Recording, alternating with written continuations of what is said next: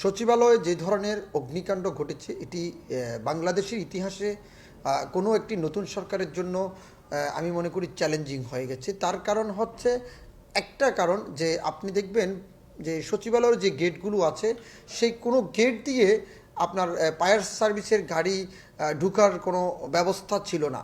তারপরেও যে গাড়িগুলো আপনার চেষ্টা করে আন্তরিকভাবে ওখানে ঢুকে পড়েছে, সেখানে অনেক ক্ষয়ক্ষতির পরিমাণ হয়েছে। আর যেহেতু সচিবালয়ের মতন একটি গুরুত্বপূর্ণ স্থানে আপনি অগ্নিকাণ্ডের মতন ঘটনা ঘটেছে, সেখানে যান চলাচলের রাস্তাগুলো প্রশাসন বন্ধ করে দেওয়া উচিত ছিল। যদি বন্ধ করে দিত, সেখানে একজন ফায়ার ব্রিগেডের পান অঝরে ঝরতো না। আরেকটি বিষয় আপনাকে বলবো যে এই যে সচিবালয় যেই পরিকল্পনা চলছে, বিতর্কিত আপনার যে সকল উপদেষ্টা আছে তাদেরকে যদি আপনার গণহারে পদত্যাগ করে নতুন কাউকে সেখানে নিয়োগ করা হতো, তাহলে এই ধরনের ঘটনা ঘটতো না। আরেকটি বিষয় দেখবেন, সচিবালয় একেবারে একটা সেন্সিটিভ জায়গা বাংলাদেশের জন্য, রাষ্ট্রের জন্য। সেই জায়গাতে কিভাবে আপনি বিশ্বাস করতে পারেন যে ক্যাডাররা আন্দোলন করে বৈষম্যের জন্য? এটি কোন ধরনের বৈষম্য?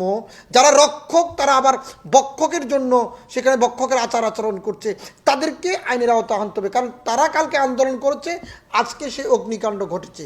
Double million offer Walton fridge কিনে পেতে পারেন 20 লক্ষ টাকা, রয়েছে কোটি কোটি টাকার নিশ্চিত উপহার। আরেকটি বিষয় আপনাকে পরিষ্কারভাবে আমি বলে দিই যে ধরেন যেই ভবনে আগুন লেগেছিল সেখানে অনেকগুলো মন্ত্রণালয় ছিল, ক্রীড়া মন্ত্রণালয়, তথ্য মন্ত্রণালয় এবং সাম্প্রতিক অনেকগুলো মন্ত্রণালয়তে সেখানে আগুন ধরিয়ে দেওয়া হয়েছিল। তার কারণ হচ্ছে সেই পুরো ঘটনাটা পূর্ব পরিকল্পনা অনুযায়ী ঘটনা করছে। এই ঘটনার সাথে আমি মনে করি কিছু কিছু উপদেষ্টাদেরকেও টার্গেট করা দরকার, যে সকল উপদেষ্টারা বিতর্কিত। এই বিতর্কিত উপদেষ্টারা অতীতে যারা লুটপাট করেছে তাদের একটা নথি ওখানে আছে।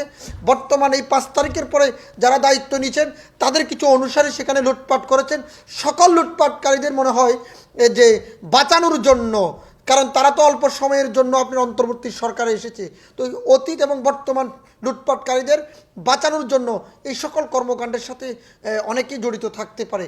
কাজে আমি মনে করব গভীরভাবে, একেবারে আন্তরিকভাবে যদি বাংলাদেশের আইনশৃঙ্খলা বাহিনী সেটি তদন্ত করে, তাহলে থলের বিড়াল বের হয়ে আসবে। কারণ এই সচিবালয়ের মতন একটি সেন্সিটিভ জায়গায় গত 17 বছর বিরোধী দল আন্দোলন করে কখনো সচিবালয়ে একটি মিছিল করতে পারলো না। সেখানে স্বাধীন বাংলাদেশে আজকে আওয়ামী লীগ নাই, ছাত্রলীগ নাই, আবার আওয়ামী লীগের দোসর যেখানে নাই সেখানে এমন ঘটনা কিভাবে ঘটে? আপনি দেখবেন 2 কর্নারে ঘটনাটা ঘটেছে, মাঝখানে খালি। যদি অগ্নিকাণ্ড যদি সেখানে ঘটতো তাহলে সেটা শর্ট সার্কিট হতো, সেটা এক জায়গা দিয়ে হতো। তার মানে এটি বি প্ল্যান, একেবারেই বিপ্লান করে ঘটনা হয়েছে পূর্ব পরিকল্পনা অনুযায়ী।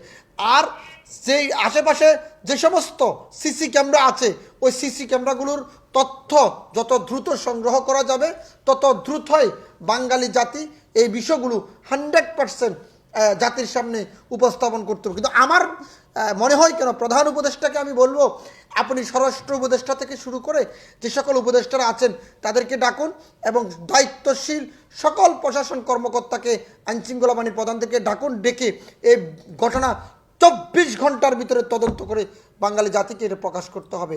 কারণ যদি প্রকাশ না করতে পারেন, আমি ওই সমস্ত বিতর্কিত এবং ব্যর্থ স্বরাষ্ট্র উপদেষ্টার পদত্যাগ দাবি করছি 24 ঘন্টার ভিতরে।